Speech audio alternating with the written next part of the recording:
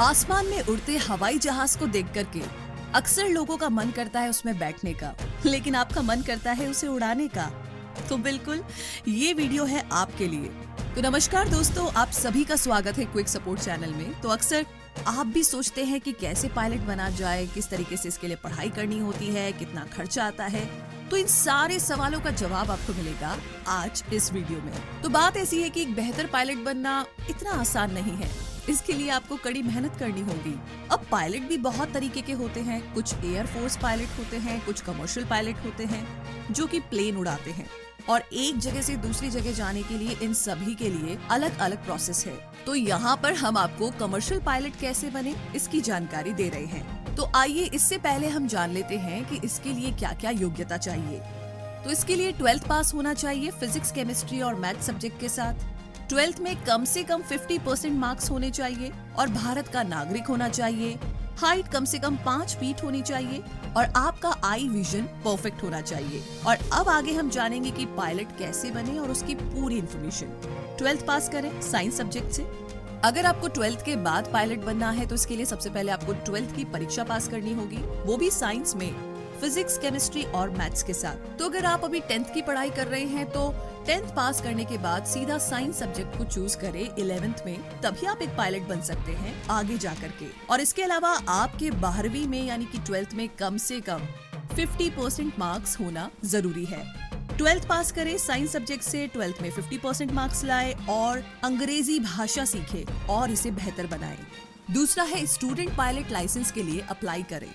जैसे ही आप 12th पास कर लेते हैं तो इसके बाद आपको एक पायलट बनने के लिए सीधा स्टूडेंट पायलट लाइसेंस के लिए अप्लाई करना होगा, जिसे हम शॉर्ट में SPL भी कहते हैं। तो इसके लिए आपको DGCA यानी कि directorate general of civil aviation government of India के अंडर जो भी कॉलेज है उसमें एडमिशन लेना होगा और एंट्रेंस एग्जाम को क्लियर करना होगा, और इसके बाद आपको मेडिकल टेस्ट भी देना होता है। तो स्टूडेंट पायलट लाइसेंस के लिए कुछ जरूरी बातें हैं जो आपको पता होनी चाहिए।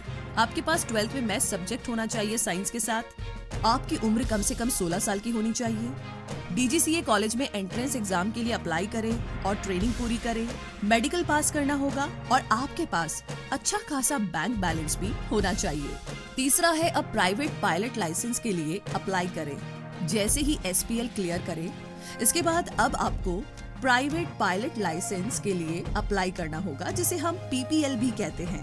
तो यहाँ पर भी आपको एग्जाम देना होगा और अपनी पायलट बनने की ट्रेनिंग को पूरा करना होगा, और ये है दूसरा स्टेप। पायलट बनने के लिए तो SPL सर्टिफिकेट के बाद आपको PPL का सर्टिफिकेट चाहिए ही होगा, और ये थोड़ा मुश्किल होगा।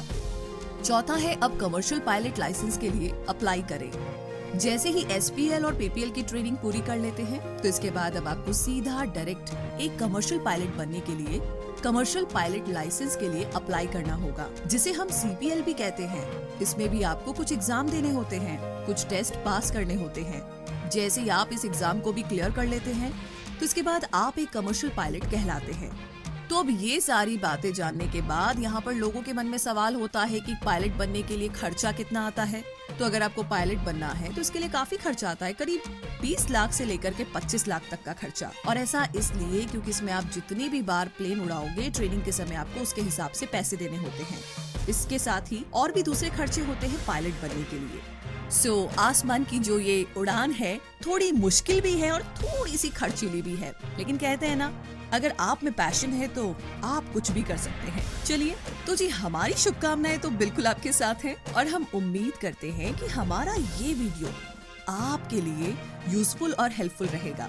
तो अगर ये वीडियो आपको पसंद आया है तो इस वीडियो को लाइक कीजिए, शेयर कीजिए, चैनल को सब्सक्राइब कीजिए। Latest video